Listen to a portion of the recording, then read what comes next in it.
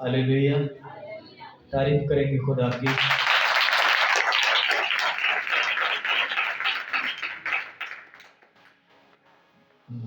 हम खुश इसलिए हैं कि हम खुदा की हजूरी में हैं। आमीन। लोग आपसे पूछ सकते हैं, आप हर बार आपका पास्टर आपको कहता है आप खुश हैं, तो आपने बताना है हम इसलिए खुश होते हैं कि हम खुदा की हजूरी में हैं। हालेलुया। हम तारीफ करेंगे उस खुदा की। हालेलुया।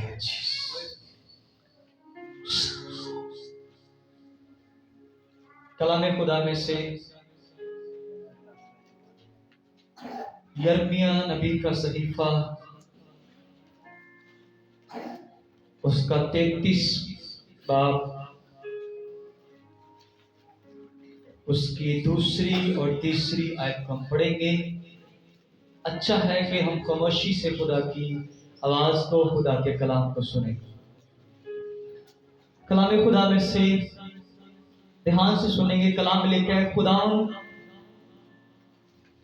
जो पूरा करता और बनाता और कायम करता है, जिसका नाम यहोवा है, यूं फरमाता है कि मुझे पुकार और मैं तुझे जवाब दूंगा, और बड़ी बड़ी और गहरी बातें जिनको तू नहीं जानता तुझ पर जाहिर करूंगा। कलाम का पढ़ा और सुना जाना हम सबों के लिए बाइस से बरकत हो। आमीन। मैं आज आपसे बड़ी गहरी बात, क्योंकि कलाम में लिखा खुदा कहता है तो मुझे पुकार तो मैं तुझ पर अपनी गहरी और बड़ी बातों को जाहिर करूंगा। और आज जो आप सीखने जा रहे हो ये भी खुदा की बड़ी गहरी बात है कि आया कि हमने आज सीखना जो है वो है क्या। आज हम सीखेंगे, कलाम में लिखा है कि यहोवा जिसकी परस्तिश हम करते हैं, और वो कहता है मुझे पुकार मैं तुझे जवाब दूंगा। दुनिया में बहुत सारे माबूद हैं, लोग उनको पुकारते हैं, लोग उनके सामने जाकर सिजदा करते हैं, लेकिन ना वो देखते हैं, ना वो सुनते हैं, ना वो बोलते हैं। एक ही खुदा है जिसका नाम यीशु है। हालेलुया। उस यीशु ने कहा मुझे पुकार मैं तुझे जवाब दूंगा। और आज जब लोग उस यीशु के सामने जब जाते हैं, उससे पुकारते हैं, तो उनकी कुकर की सीटी लगी होती है। आप किसको पुकारने जा रहे हो?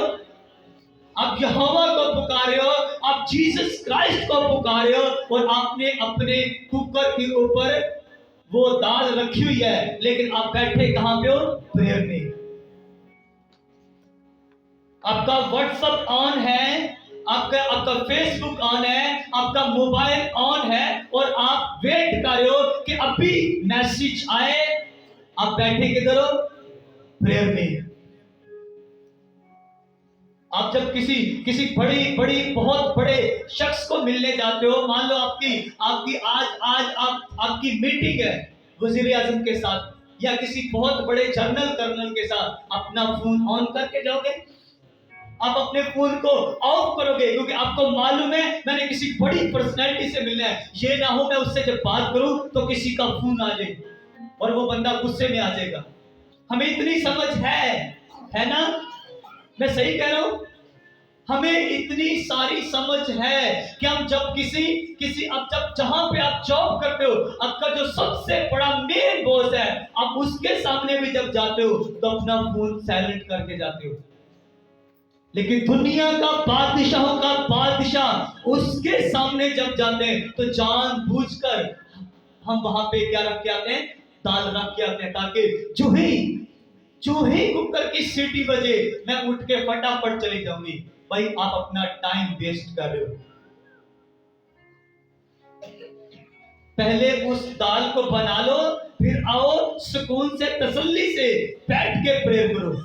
पहले उस भाई से, उस कजन ब्रदर से अपना जो भी आपका कुछ लगता है उससे व्हाट्सएप पे खुल के घंटा बात कर लो। जितने भी आपका वो भाई है, बहन है, आपका रिलेटिव है, उससे पहले बात कर लो। ये ना हो कि जब आप यहोवा के हुजूर बैठो और दुआ करो और आपका मैसेज आ जाए और वो गुस्से में आ जाए। हम समझ रहे हैं? ये आपको ध्यान समझने लिखा, वो कहता मुझे पुकार। आप उसको नहीं पुकार रहे हो, आप किसी और की का वेट कर रहे हो, आप और किसी का इंतजार कर रहे हो। चर्च का टाइम कितना है? 10। कितने बजे आए हम? आप समझ रहे हैं? ये किसके, आपको ये सारी समझ होनी चाहिए कि चर्च कितने बजे आना चाहिए। मैं आपको अभी हमारे पास इतना सिस्टम के मैं दिखाऊंगा। अभी वॉलंटियर टेंट लगा रहे हैं, एक साइड पे उन्होंने लगा दिया है, दूसरी साइड पे लगा रहे हैं, और कुछ वॉलंटियर स्टेज को सजा रहे हैं। आधा चर्च भरा हुआ है, अभी पूरा चर्च सेटअप नहीं लगाया हुआ, चर्च फुल भर चुका हुआ। मालूम है ऐसा क्यों है?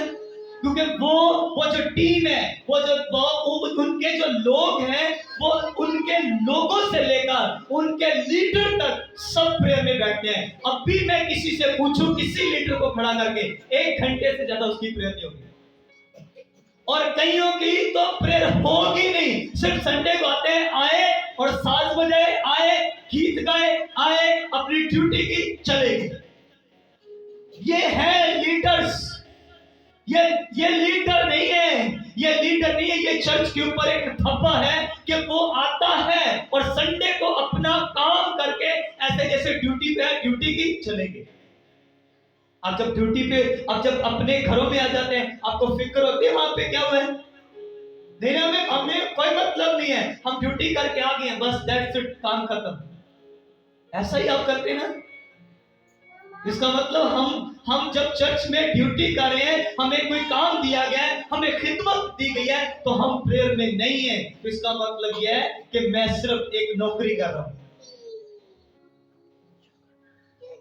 हमें इस बात को समझना है, आपको प्रेयर करनी है। वो कहता है तू मुझे पुकार, मैं तुझे जवाब दूंगा, और बड़ी बड़ी और गहरी बातें तुझ पे जाहिर भी करूंगा। किस पे जाहिर करूंगा? किसी का नाम लिखा है यहाँ पे? कहता है, वो लिखा है, वो कहता है मुझे पुकार। किसी पास्टर का नहीं लिखा हुआ, किसी मुबश्शिर का नहीं लिखा, किसी नबी का नहीं लिखा हुआ, किसी फला पास्टर के बेटे, पास्टर के बाप, किसी का नाम लिखा है मुझे पुकार। एवरीबॉडी, कोई भी उसे पुकारे उसे जवाब देगा वो। क्या हम शुरू से मतलब हम पैदाइशी मसीह हैं? थोड़ा सा पीछे चले जाओ कि हमारे जो दादा परदादा होंगे वो किसी ना किसी देवी देवता को मानते होंगे। ये 2-4 पुश्ते पीछे चले जाओ, आपको समझ आ जाएगी, आपको क्लियर से नजर आएगा। इसका मतलब यह है कि हमारे किसी बुजुर्ग ने यीशु को पुकारा, यहोवा को पुकारा, उसने उसे जवाब दिया, और रिजल्ट आज आपके सामने है। एक टाइम था, मैं बताना चाहता हूं, हमारे टाइम जब हम छोटे हुआ करते थे, तो लोग पास्टरों से, बच्चे जो यूथ थी, वो पास्टरों को देख के भागना शुरू कर देते थे। और उन्होंने इस बात को फील किया, उन्होंने इस बात को अंडरस्टैंड किया कि ये सही नहीं हो रहा। उन्होंने प्रेयर की, उन्होंने दुआएं की, इतनी दुआएं की कि आज का जो यूथ है वो पास्टर को देख के भागता नहीं है। ये हमारी प्रेयर से, आज के पास्टर की प्रेयर से नहीं है, ये पिछले जो बुजुर्ग पादरी थे उनकी प्रेयर से ऐसा हुआ है कि आज यूथ भाग नहीं रहा। और आज का यूथ जो पादरी है उसको प्रेयर करने के लिए कि आने वाली जो जनरेशन है वो आज जो भाग नहीं रही है वो यीशु का प्रचार करे। आमीन। उन्होंने काम अपना किया है कि हमारे टाइम के जो लोग थे, आज यूथ देख लो, बहुत कम यूथ होगी जो पादरियों को देख के भागते होंगे, वरना वो सलाम करते हैं, खुल के बैठते हैं, बातचीत करते हैं। मैं यूथ की बात कर रहा हूं। उन्होंने प्रेयर्स की हैं, उन्होंने दुआएं की हैं। आपको बताना चाहता हूं कि आप जिस मर्जी बड़ी चर्च के साथ रहते हो, आप जितनी बड़ी जगह पे क्यों ना हो, प्रार्थना प्रेयर नहीं है तो कुछ भी नहीं है, कुछ भी नहीं है। आप जीरो हो, आप बिल्कुल खत्म होने वाले हो, क्योंकि आपकी लाइफ में प्रेयर बिल्कुल जीरो है।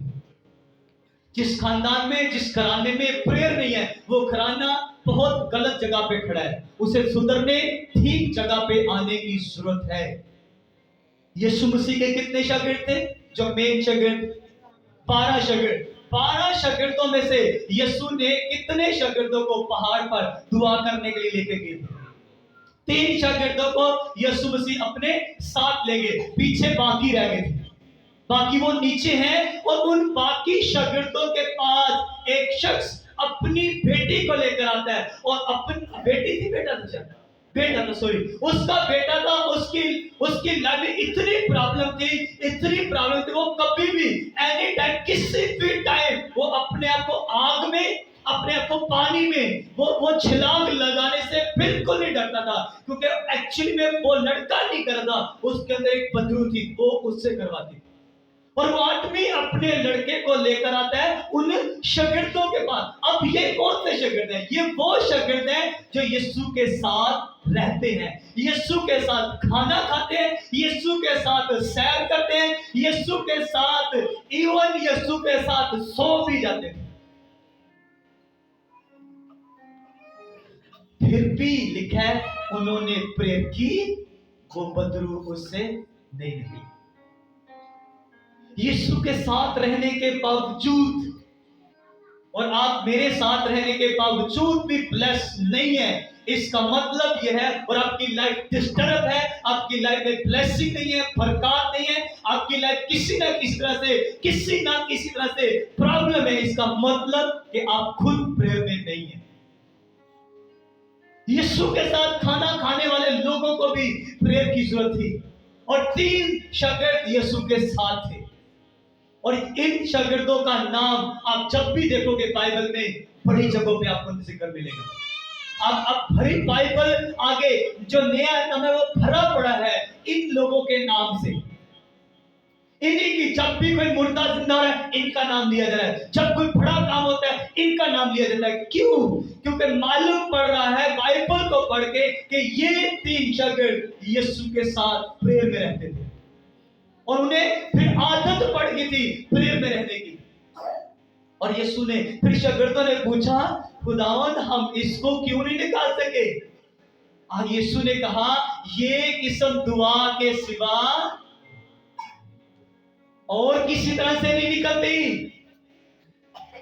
यीशु ने कहा, इसको निकालने के लिए तुम्हें किस चीज की जरूरत है? प्रेयर की जरूरत है। और उन्हें बताया भी, समझाया भी, फिर भी प्रार्थना ना कर सके, फिर भी दुआ ना कर पाए। लेकिन पतरस और दूसरा कौन था? याकूब, दोपहर के टाइम अपने दस्तूर के मुताबिक क्या करने? हैकल के दुआ करने गए। ये कौन से शागिर्द थे? 2। ये वही शागिर्द हैं जो यीशु के साथ प्रेयर करते थे, और करने क्या गया? दोपहर को प्रेयर, दुआ करने गए, और रास्ते में क्या मिल गया? उनको एक लंगड़ा मिल गया, और वो उससे कहते हैं, मतलब वो उनसे कुछ मांगने की, वो ऐसी जुस्तजू कर रहा है उससे मांगने की, वो उसके अंदर एक जुस्तजू थी कि ये लोग आ रहे हैं और मुझे कुछ देने वाले हैं। आपने कभी मांगने वाले देखे? जिस मांगने वाले के पास छोटा बच्चा होगा ना, वो बच्चा कभी भी आपको हंसता हुआ नजर नहीं आएगा। जाओ जाके नोट करो, जिधर जिधर मांगने वाले हैं, आपको उनके पास छोटा लड़का हंसता हुआ कभी नजर नहीं आएगा, वो रोता हुआ नजर आएगा। और मांगने वाले की जो जीभ होगी ना, वो कभी बंद नहीं होगी। वो आप उसे बार 10 दफा भी कहोगे ना माफ कर, और फिर भी कहेगा तेरे बच्चे जी। और उसका लड़का क्यों रो रहा है पता है? वो आपको बार बार एक दुखी अंदाज में आपको बार बार कह रही है, अपने बच्चों का सदका ले ले। अब वो बार बार कह रही है, और आप बार बार उसे कह रहे हैं माफ कर, और उसका बेबी रो रहा है, और लगातार रो रहा है। जितनी देर तुसी तुर नहीं जाना, उन्हें चुप नहीं करना। उससे ट्रेनिंग नहीं दी गई, उस बच्चे के साथ जुल्म हो रहा है, उसको अंदर ही अंदर से उसको दर्द दी जा रही है, और वो इसलिए रो रहा है। जानबूझ के उसे रुलाया जा रहा है ताकि वो रोए, और जो जो जिससे मांगा जा रहा है वो मजबूर हो जाए बच्चे को देकर और कुछ ना कुछ निकाल के ठक दे दे। मांगने वाले जो होते हैं ना, उन्हें शर्म नहीं आती किसी से भी, उन्हें कोई मतलब नहीं है ये बंदा मोची है, ये नाई है, ये फलां है, ये क्रिश्चियन है, ये हिंदू है, ये सिख है, कोई मतलब नहीं है उसे, पैसे से मतलब है। वो मांगने आया है और आज वो मांग के ही जाएगा और आपकी जेब से निकाल लेता है पैसा।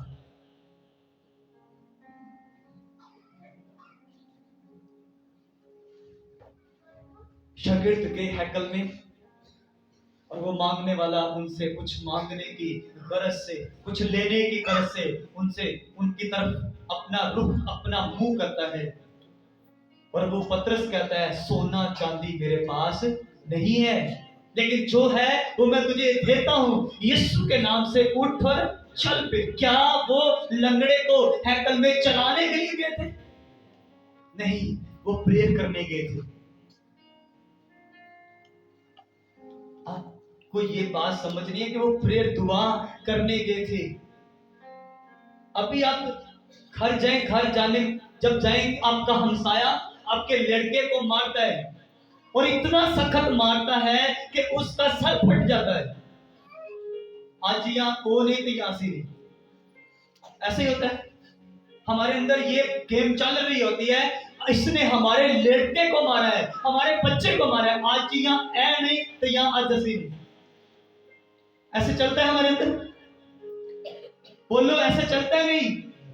हमारे अंदर ये गेम चल रही होती है, या आज ये या इसने जिसने हमारे बच्चे को मारा है, या आज ये नहीं, या आज हम नहीं, हम इसे छोड़ेंगे नहीं, इसे मार के छोड़ेंगे। और जब तक आप मार नहीं लेते आपका गुस्सा ठंडा नहीं होता। मैं आपको बताता हूं, आपके लड़कों को, आपके बच्चों को, आपकी वाइफ, आपके हस्बैंड, आपके खानदान को कोई मार रहा है और किसी को मालूम ही नहीं है, किसी के कान को चूम ही नहीं करती भाई।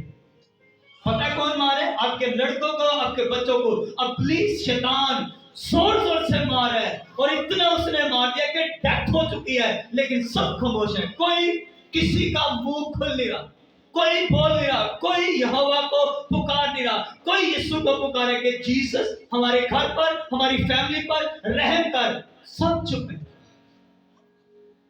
किसी को बोलने की जरूरत है भाई, किसी को उठने की जरूरत है। अब हमारा तो काम है, हमें मसीह ने खड़ा किया है, हम तो एक एक फैमिली का नाम लेकर, आपके हस्बैंड वाइफ दोनों का नाम लेकर हम प्रेयर करते हैं। और जिन बच्चों के मुझे नाम आते हैं, मैं उन बच्चों का नाम भी लेके प्रेयर करता हूं। और मैं कोशिश कर रहा हूं कि जो छोटे छोटे हैं उनका भी नाम सीखना शुरू करूं, क्योंकि आपके पास 4 हैं, मेरे पास 100 से ज्यादा है, तो मुझे थोड़ा टाइम लगेगा नन्हे मुन्ने को अभी नाम सीखने में। तो इसलिए मुझे मैं तो अपनी, अब देखिए आपका भी एक फर्ज है, एक जगह पे आप भी सरबराह है, एक जगह पे आपका भी कोई ओहदा है, आपको भी उसी तरह सेम लाइफ प्रेयर करनी है। बाइबल में लिखा है कि मूसा पहाड़ के ऊपर गया, जब वो पहाड़ पे जाता है प्रेयर करने, तो लिखा उसने अपने हाथ ऐसे ऐसे हाथ ऊपर कर दिए, और जब तक वो अपने हाथ ऊपर करता था तब तक दुश्मन के ऊपर जो अपनी फौज थी वो गालिब आ जाती थी, उन पे गलबा पाते थे। और जब मूसा के हाथ नीचे आ जाते थे, कौम पस्त होना शुरू हो जाती थी। इसका मतलब यह है कि मूसा भी जब तक दुआ करता था तब तक काम होते थे, मूसा दुआ बंद करता था और काम बंद हो जाते थे। आप समझ पा रहे हैं? मूसा बाइबल के शरीयत का मतलब सबसे बड़ा नबी से कहा जाता है, और है भी इतना बिग नबी है। और वो भी जब हाथ नीचे करता है, कौम बर्बाद होना शुरू हो जाती है, कत्लो गारत शुरू हो जाता है। मूसा हाथ ऊपर करता है, फतह शुरू हो जाती है।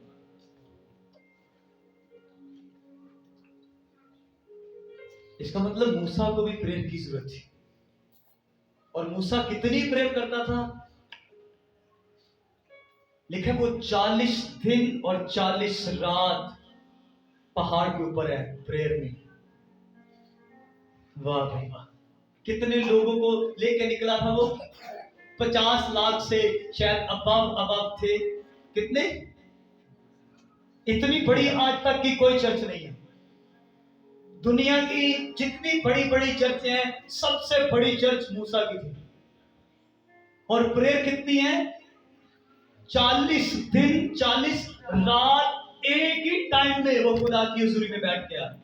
फिर दोबारा जरूरत पड़ी, फिर दोबारा गया। 40 दिन 40 रात। आपकी प्रेयर कितनी है? 40 मिनट भी नहीं। प्रेयर कितनी है? 4 मिनट। कभी घड़ी को देख के प्रेयर करना, आपको मालूम पड़ेगा तो आपकी प्रेयर 1 मिनट या 2 मिनट आएगी। जब प्रेयर शुरू करना तो टाइम चेक करना, और जब प्रेयर आमीन करना तो फिर देखना आपने कितनी कितनी देर खुदा की हुजूरी में बैठी हो, कितने घंटे बैठी हो। बरकतें हमें चाहिए बड़ी बड़ी, खुदावन आवी कर दे, आवी कर दे, आवी कर दे, पर प्रेयर में नहीं बैठेंगे हम। हमें गाड़ी भी चाहिए, हमें बंगला भी चाहिए, हमें बहुत कुछ चाहिए, हमें 2-3 घर भी चाहिए, अपने बच्चों के बच्चों पोतों के लिए भी घर चाहिए, लेकिन प्रेयर कितनी है? 5 मिनट। आप 5 मिनट की प्रेयर से अपने दुश्मन के साथ नहीं लड़ सकते। हमारा दुश्मन ना कोई मिशन है, ना कोई मजहब है, ना कोई चर्च है। हमारा दुश्मन सिर्फ और सिर्फ इब्लीस है। हमारी लड़ाई शैतान के साथ है, और शैतान से लड़ने के लिए आपको ज्यादा प्रेयर की जरूरत है। कभी शैतानी लोगों को प्रेयर करते देखा है? कभी इब्लीसी लोगों को दुआ करते देखा है? वो जब बैठते हैं ना तो फिर वो उठने का नाम नहीं लेते। वो बैठ जाए तो उन्हें उठाना वो मुश्किल हो जाता है। वो मैंने 40 दिन उनको देखा है। सेम भाई, मैं हैरान हूं, बाइबल में खुदा के लोग 40 दिन, वो भी 40 दिन। उधर 21 दिन का लिखा है, इधर भी 21 दिन।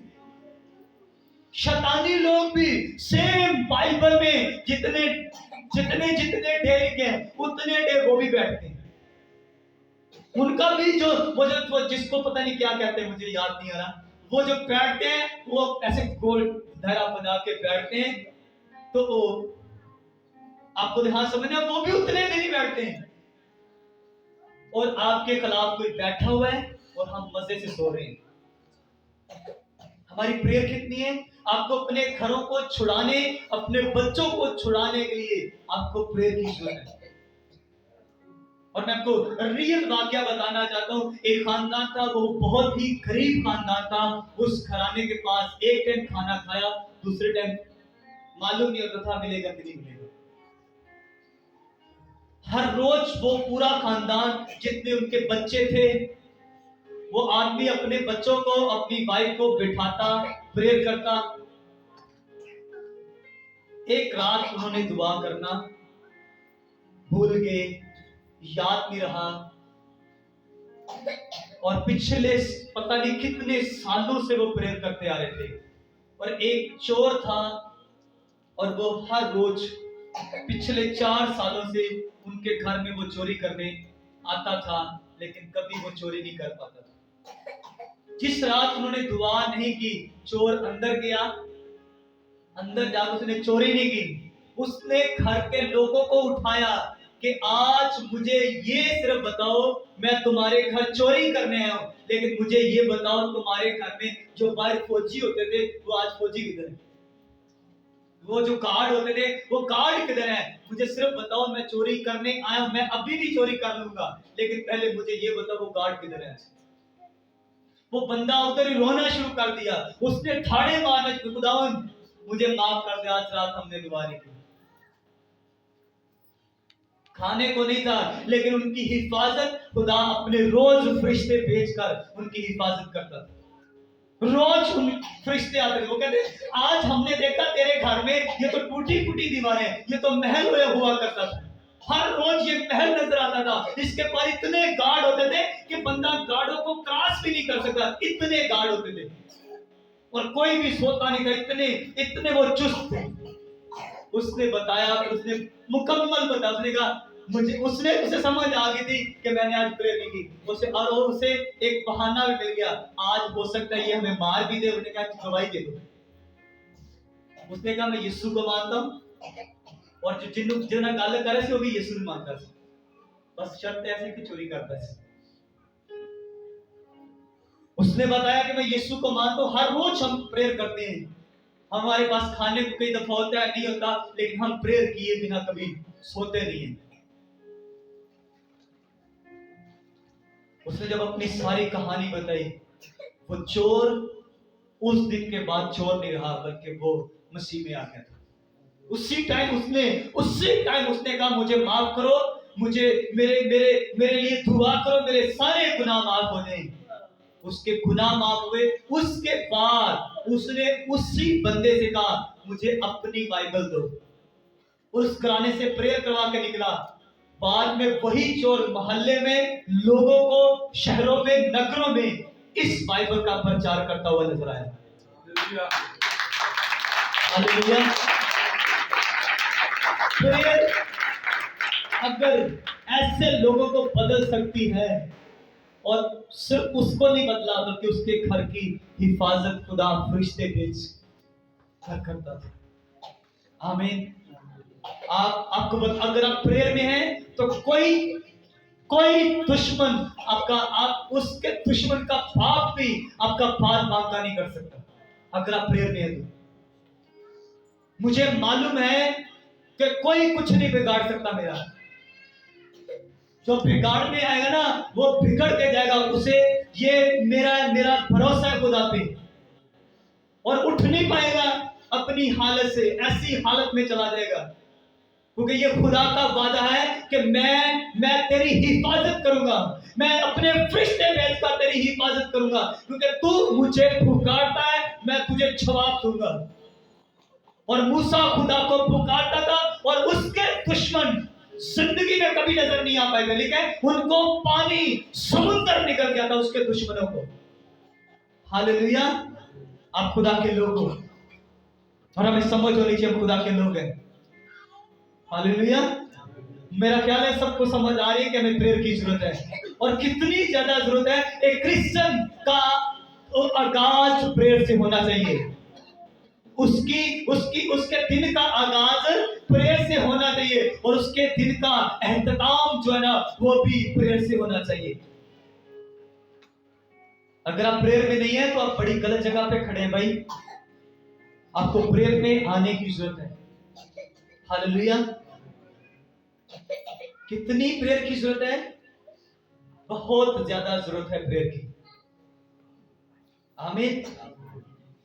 अफ्रीका में अगर आज आप जाके देखो तो वहां पे इतने गरीब लोग हैं, इतने गरीब लोग हैं, कईयों के ऊपर बदन पे सही तरह से कपड़ा भी पूरा नहीं है,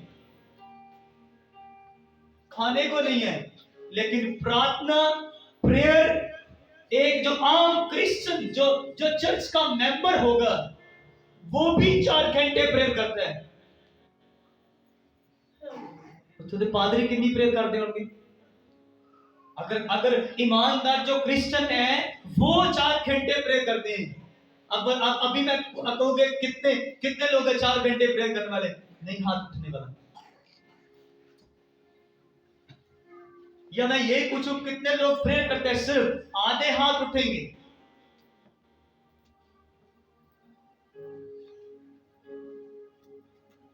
और वहां पे बेदारी दुआओं से आती है।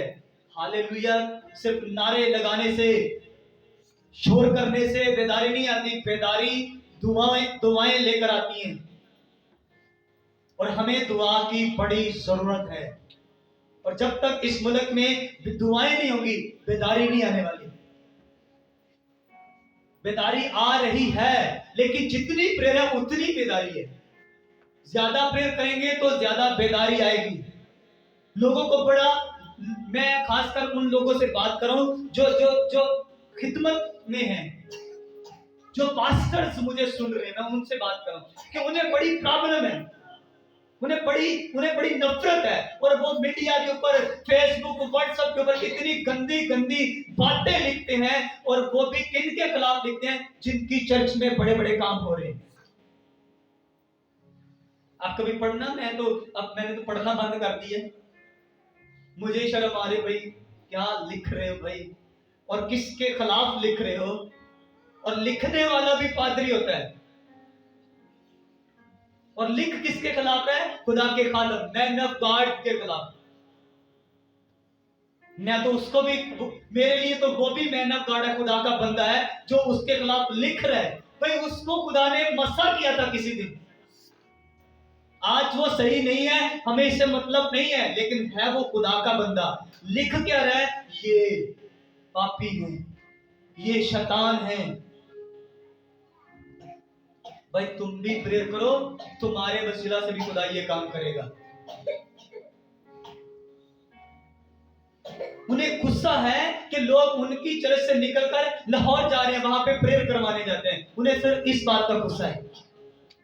भाई तुझसे भी प्रेयर करो, आप भी प्रेयर करो, आपकी चर्च में भी खुदा काम करे। उनका दिमाग खराब है, वो लाहौर जा रहे हैं। बात समझ रहे हैं आप? कम से कम मेरे लोग नहीं जाना चाहते, मैं आपको बताना चाहता हूं, मैं आपकी दिलेरी के लिए बात कर दूं, कम से कम मेरे लोग नहीं जाना चाहते लाहौर, पर हम उनके खिलाफ भी नहीं है, लाहौर वालों के, हम उनके साथ हैं, हमारा उनके साथ कोई रिलेशनशिप भी नहीं है, लेकिन हम उनके साथ हैं, उनके लिए प्रेयर भी। जितनी बड़ी चर्चें खुदा का काम करें, हम सबके लिए प्रेयर करें, तो खुदा इन्हें और जरा ब्लेस कर, और बड़ा कर। आमीन। मतलब हमें तो कोई गलत सिस्टम ना आता है और ना हम करते हैं। भाई वो भी चर्च है मेरे लिए, तो वो जो छोटी सी चर्च है वो भी चर्च है। हम उन छोटी चर्चों के लिए भी प्रेयर करते हैं, और हम इन छोटी चर्चों को भी बड़ा कर, इनकी दीवारों को भी चौड़ा कर। लेकिन मुझे समझ नहीं आती लोग किस तरह से एक चर्च दूसरी चर्च के खिलाफ प्रेयर कैसे वो काम कर लेती है। मतलब वो बंदा प्रेयर में नहीं है, वो चर्च प्रेयर में नहीं है, उस चर्च का जो सिस्टम है वो प्रेयर में नहीं है, इसीलिए वो दूसरों के हक में बुरी बातें कर लेते हैं।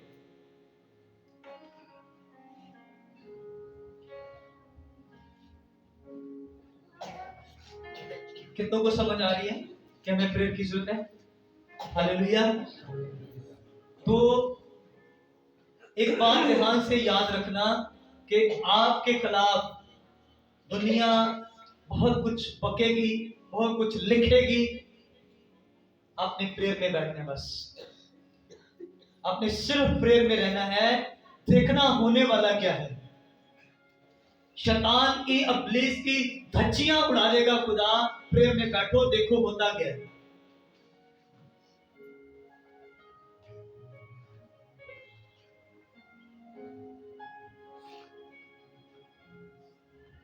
यीशु के साथ रहने वालों को प्रेयर की जरूरत है।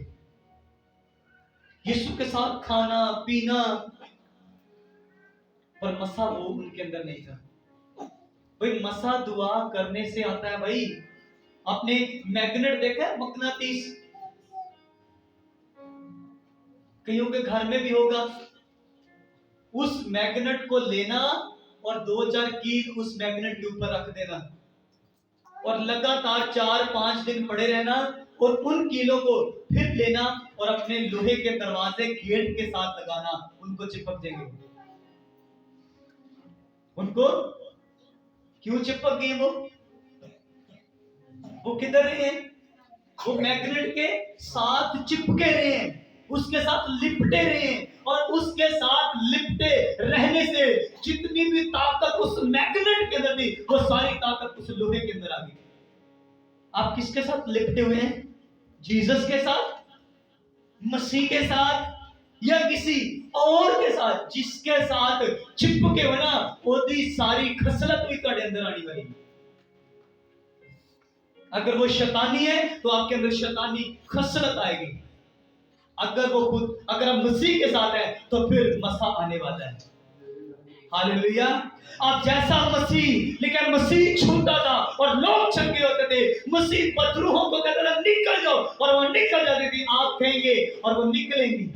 आप मसीह के साथ रहते हो। हालेलुया। और इतने जबरदस्त तरीके से चिपके हुए, जैसे जैसे मैग्नेट उस लोहे को खींच लेता है अपनी तरफ। और मैग्नेट भी अपने आप नहीं खींचता जब तक आप उसकी हदूद में आ नहीं जाते हो। उसकी एक हदूद होती है, वो वहां तक कुछ नहीं कहता। जो ही आप उसकी हदूद में आते हो, ऐसे जबरदस्ती खींच लेता है। आमीन। आप प्रेयर करना शुरू कर दो। जो ही आप उसकी हदूद में एंटर हो जाओगे, खींच लेगा। फिर मसा आपके अंदर से निकलना शुरू हो जाएगा। आमीन। फिर लोगों को, खानदानों को, मोहल्लों को, नगरों को छूना शुरू कर देगा। आमीन।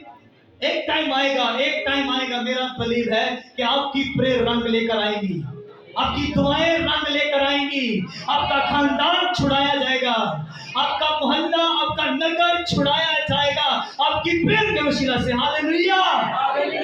आपकी प्रेयर बहुत कुछ करने वाली है, मैं बता रहा हूं आपको। आमीन। आपकी प्रेयर कुछ कुछ होने वाला है। अब कुछ अजीब, कुछ हटके होगा, क्योंकि आप प्रेयर में हो। हालेलुया। और जब बंदा प्रेयर में होता है तो फिर कुछ होना शुरू होता है। हालेलुया।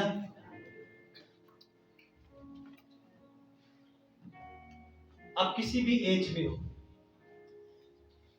आपकी सांसें चल रही हैं, आप प्रेयर कर सकते हो।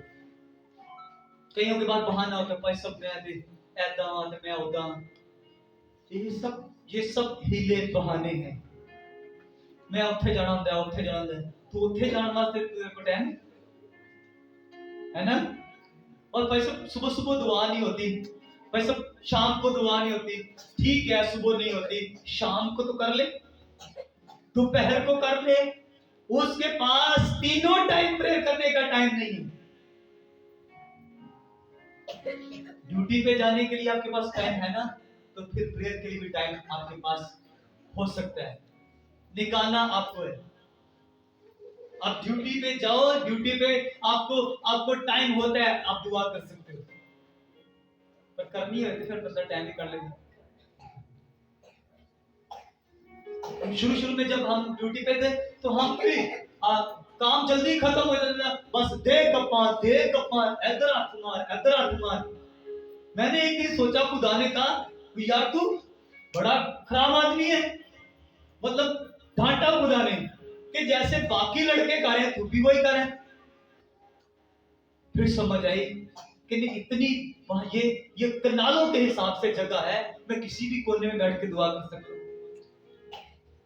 और तब से लेकर अब तक बाकी सब गप्पे लगाते हैं और मैं अकेला, मेरे पास टाइम होता है, मैं बैठता हूँ। तो ड्यूटी तो हो रही है। तो हमें ध्यान से इस बात को समझना है कि आपको प्रेयर में बैठना है।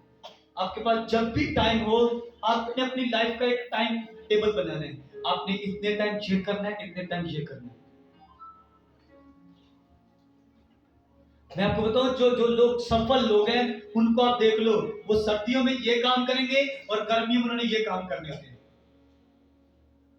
हालांकि 6 महीने तक वो काम भूल जाने चाहिए, लेकिन 6 महीने ये वाले काम वो नहीं करेंगे और ये वाले 6 महीने वो काम करेंगे। आप अमीर लोगों को देखो, वो किस टाइम वॉक करने के लिए निकलते हैं। वो उनका पूरे साल का सिस्टम है। उनके बूढ़े बुजुर्ग भी होंगे, वो भी निकलेंगे। वो उसको बचपन से बताया गया। वो बूढ़ा हो जाता है, 80 साल का हो जाता है, 90 साल का हो जाता है, 100 साल का हो जाता है, वो फिर भी काम कर रहे हैं। और गरीबों के जो बुजुर्ग होते हैं वो 70 साल का उनके पास काम करते हैं। ना उसको कोई लेके गया, ना अब उसको कोई लेके जाएगा। उसके माँ बाप ने उसको नहीं लेके गया, अब उसके लड़के भी उसको, बूढ़े बुजुर्ग को नहीं लेके जा रहे। क्योंकि हमारे घरों में ये सिस्टम नहीं होता, किसी के भी नहीं है ये सिस्टम, हमारे घर में भी नहीं है। लेकिन मैं बता रहा हूं उन्होंने एक, मैं सिर्फ टाइम टेबल की बात कर रहा हूं, उनकी लाइफ में टाइम टेबल होता है, इस टाइम ये, इस टाइम ये, इस टाइम ये। और जिनको आप देख रहे हो बीमार ज्यादा, वो अपने टाइम टेबल से हटे हुए होते हैं, गलत चीजें खा के, गलत टाइम टेबल को अख्तियार करके।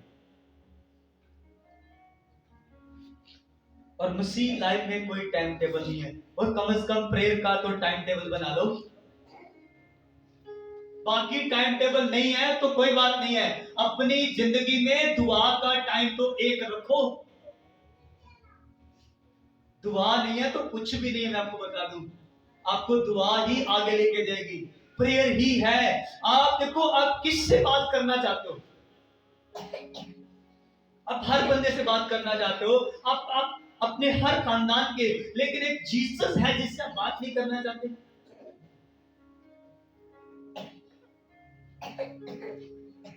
और हमें कई दफा घमंड होता है अपने कामों पे, अपने अपने पैसे को, जितने पैसा देता है उन्होंने गल कर लो, पैसा ले लेगा।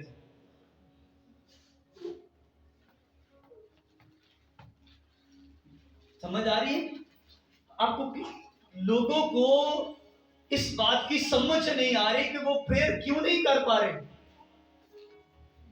आप जब तक प्रेयर करोगे नहीं, तब तक मैं आपके दिमाग को खाता रहूंगा।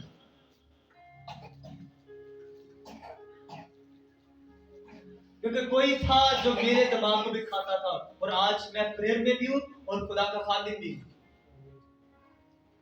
और मेरा बिलीव है कि अगर वो इतनी मेहनत मुझ पे की गई है, और मैं अपनी पूरी कोशिश करता हूं कि जितनी मेहनत मुझ पे की, उससे ज्यादा मेहनत मैं आप पे करूं, ताकि आप भी मेरी तरह सिर्फ छुड़ाए ना जाएं, बल्कि छुड़ाने वाले बने। हालेलुया।